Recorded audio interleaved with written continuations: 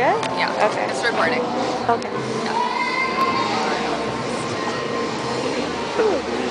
Sure, that'd be great. Okay.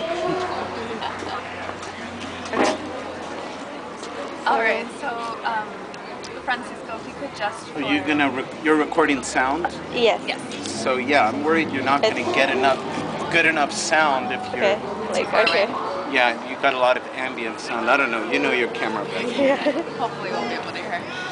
So if you could just tell us a brief summary. I know you're very accomplished in your field. If you could just give us a brief summary on your relationship with art, how you started out painting murals, maybe your favorite work even. I don't have a favorite work. It really doesn't provide too much information for your purposes. It's not important. What I want to tell you is that I started making art as a young person. I first started painting murals when I was a teenager in Chile, doing community work. At that time, I didn't realize how powerful public art or collective, participatory, creative endeavors were. Today, I understand a lot more about it.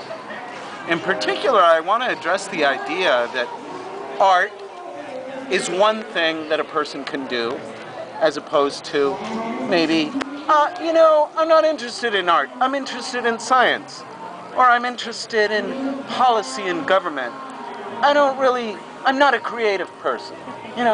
You've heard people say that because we live in a world in which people are walking around thinking that that's the way it works, but it doesn't work that way. You see, we're human beings that have the power of abstract thought. You know that, you're students, we're talking about abstract things all the time. But human beings as a species, what we call art, is our primary way of thinking about things. Ideas come from the part of our brain that creates art. Same ideas that will solve global warming or figure out what checks and balances to do to the economy, for the economy to sing again. Those are the same processes that are at work when a great work of art is done. The thing about engaging in creative processes is a lot like eating good food or stretching out in the morning.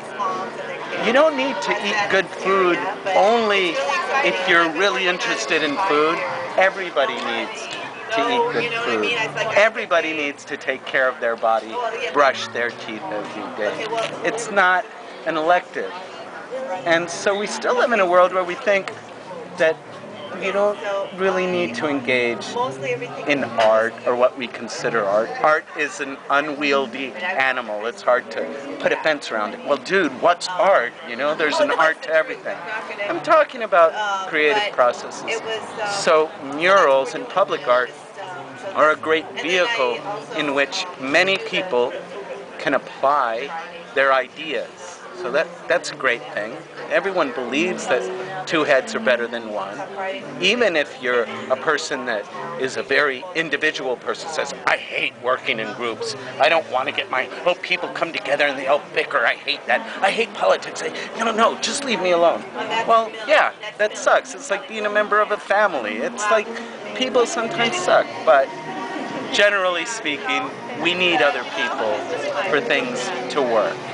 And collective participatory processes is the way a great movie is made, the way a great nation moves forward. In art processes like murals, places like Spark have collected the methodologies and the ideas that best work to bring people together, to give everyone a chance to add something, an insight, a story.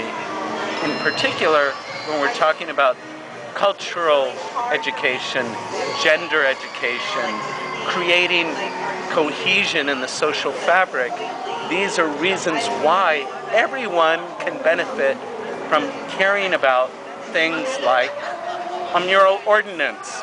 What's the difference between a billboard